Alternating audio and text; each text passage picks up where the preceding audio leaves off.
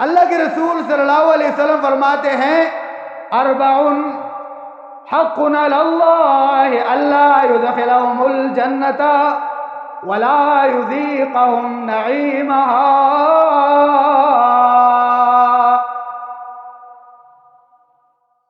اللہ کے رسول صلی اللہ علیہ وسلم فرماتے ہیں چار لوگ ایسے ہیں اللہ نے اپنا قانون بنایا ہوا ہے، اچھا اصول بنایا ہوا ہے، اصول حق ہے، اللہ لازم اپنے اوپر لازم کیا ہوا ہے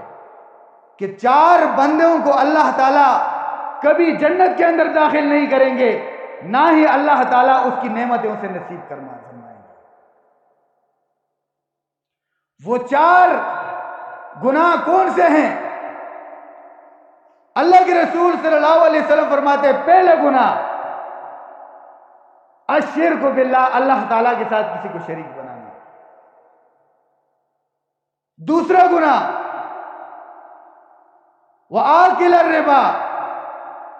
سود خور۔ اور تیسرا گناہ وآکل مال یتیم بغیر حق، جو یتیم کا مال ناجائز طریقے سے کھاتا ہے وہ۔ اور چوتھا والعاق والدین کا نافرمان۔ اور ایک روایت کے اندر اللہ کے رسول فرماتے ہیں کہ ثلاثۃ لا ينفع معهن عمل، تین گناہ ایسے ہیں نا ان کے ہوتے ہوئے آپ کو کوئی بھی عمل فائدہ نہیں دے گا۔ آپ بھلے نماز تہجد پڑھیں، عمرے کریں، حج کریں، چلے لگائیں، تقریریں کریں، بیانات کرتے رہیں، صلاۃ تسبیح پڑھیں، کچھ بھی کریں، لیکن اگر تین عمل آپ کے اندر ہیں تو یاد رکھنا آپ کا کوئی عمل فائدہ آپ کو نہیں دے گا۔ فائدے کا کیا مطلب؟ ایسے نہیں کہ نماز ہوگی نہیں، آپ کی نماز ہو جائے گی، فارمیلٹی ہو جائے گی، بس کھانا پوری، لیکن اس نماز کے جو فائدے آج دیکھیں نا، ہمیں نماز فائدہ نہیں دیتی، ہم پڑھتے ہیں ان الصلاۃ تنہی عن الفحشاء والمنکر، بے حیائی برے کاموں سے روکتی ہے نماز نا، لیکن ہم نماز بھی پڑھتے ہیں اور برے کام بھی کرتے، کیوں نہیں روکتی؟ اس لیے کہ اللہ کے رسول فرماتے کہ تین گناہ اگر آپ کر رہے ہو نا تو یاد رکھنا آپ کا کوئی عمل بھی آپ کو فائدہ نہیں دے گا۔ وہ تین گناہ کون سے ہیں؟ نمبر 1 الشرک باللہ، پہلا گناہ اللہ کے رسول صلی اللہ علیہ وسلم فرماتے ہیں اللہ تعالیٰ کے ساتھ کسی کو شریک بنانا، شرک کرنا۔ اور دوسرا گناہ وعقوق الوالدین، دوسرا گناہ اللہ کے رسول صلی اللہ علیہ وسلم فرماتے والدین کی نافرمانی ہے۔ اور تیسرا گناہ والفرار من الزحف، جنگ سے اپنے ساتھیوں کو چھوڑ کر جو بندہ بھاگ جاتا ہے نا، یہ تین گناہ ایسے ہیں کہ ان کے ہوتے ہوئے، جس طرح آپ دیکھتے ہیں نا کہ آپ کسی ڈاکٹر کے پاس جاتے ہیں، کسی مریض کو لے کر جاتے ہیں تو ڈاکٹر کہتے ہیں اگر یہ فلاں چیز سے پرہیز نہیں کرے گا تو اس کے دعائیں کوئی فائدہ نہیں دے گی، کھائے گا فائدہ۔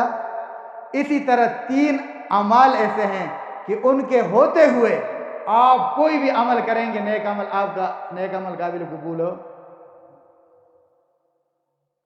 وہ تین عمل میں نے آپ کو بتا دی۔ اب اس کی ایک آپ کو واقعہ بتا دیتا ہوں، بتا دوں نا والدین کی نافرمانی پر۔ مالک ابن دینار رحمۃ اللہ علیہ بزرگ گزرے، فرماتے ہیں کہ میں ایک دفعہ حج کے لیے چلا گیا۔ اب حج کے اندر میں نے دیکھا تو لاکھوں لوگ موجود تھے،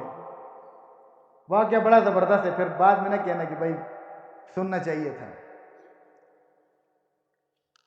حج کے لیے چلے گئے، مالک ابن دینار رحمۃ اللہ علیہ اللہ کے ولی ہیں، کہتے ہیں کہ میرے جب حاجیوں کو دیکھو وہ اتنی بڑی تعداد کے اندر پوری دنیا سے حاجی آئے ہوئے ہیں، کتنی پر رونق فضا ہے، مزے ہیں بھائی۔ اب کہتے ہیں میرے دل کے اندر یہ خیال آ گیا کاش کہ مجھے یہ پتہ چل جاتا کہ ان میں سے کتنے لوگوں کا حج قبول ہوا ہے، کتنوں کا نہیں ہوا ہے۔ اب کہتے ہیں اسی سوچ کے اندر مجھے نیند آ گئی، میں سو گیا۔ تو مجھے خواب کے اندر دکھایا گیا کہ جتنے لوگ بھی آئے ہیں اللہ تعالیٰ نے سب کے حج کو قبول کر دیا سوائے ایک آدمی کے۔ اب کہتے ہیں کہ بھائی پہلے تو میں خوش ہوا، چلو جی عقیدی خیر ہے، باقی تو ہو گیا، لیکن تھوڑی دیر بعد فکر ہوئی کہ کہیں ایسا تو نہیں ہے وہ ایک میں ہی نہ ہو گیا تھا، وہ تو اولیاء اللہ تھے نا، ہم تو نہیں ہیں، ہم تو ماشاء اللہ ایسے آسم کو بھائی جی فلانا گناہ تھے، پھر ہر بڑھنا گاٹا چاہ گئی پیچھے نہیں گناہ گار کو تھے یہ پیچھے عقیدی کو ڈھونڈنا، آپ کو آسم کو کچھ بھی کریں 99 برائیاں بھی ہوں نا، پھر بھی بھائی سارے مجھے گناہ گار کون ہے، ہر جانا آپ کو نہ سوچتے پیچھے نہیں ہر جانا جی، لیکن وہ اولیاء اللہ تھے، ذہن میں فکر ہوئی اور پہلے سے کہتے میں زیادہ پریشان ہو گیا کہ وہ ایک میں ہونا کہتے بھائی، اب کہتے اس پریشانی کے اندر پھر دوبارہ مجھے جب نیند آ گئی میں سو گیا تو مجھے بتایا گیا کہ بھائی وہ تم نہیں ہو، وہ ایک شخص ہے اور اس کا نام محمد ابن ہارون خراسان سے ہے، وہ ایران سے۔ کہتے بھائی میں اٹھا خراسان والوں کے قافلے کے اندر گیا، وہاں جہاں قافلہ تھا ان سے پوچھے کہ بھائی محمد ابن ہارون کون ہے جی، انہوں نے وہ محمد ابن ہارون تے بھائی خراسان دا سارے کو بڑا عابد، آپ کی توجہ ہے،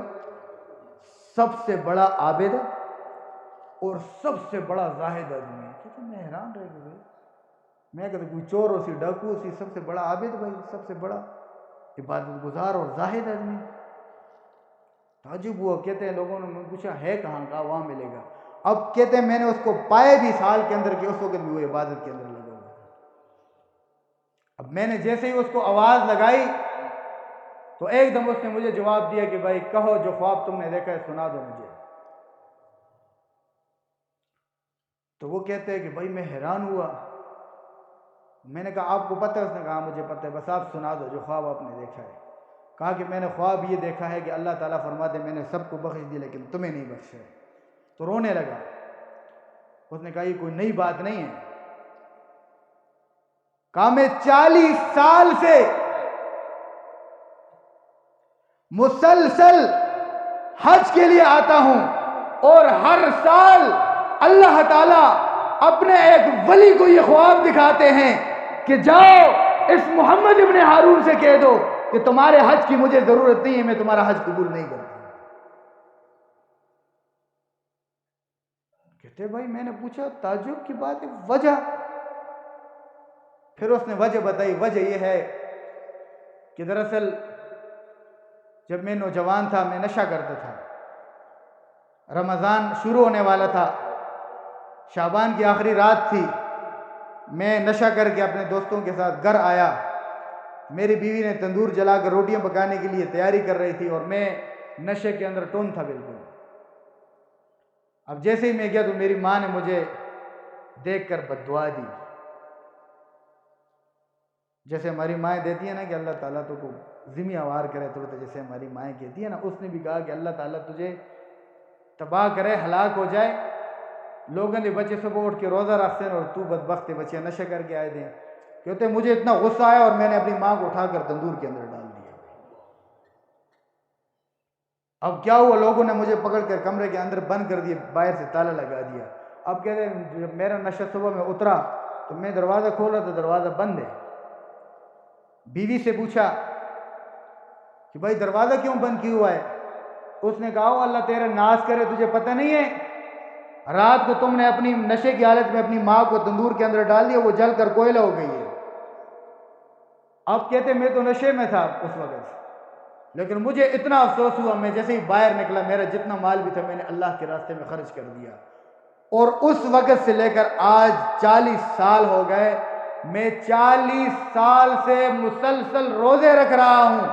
اور رات بھر اللہ کے سامنے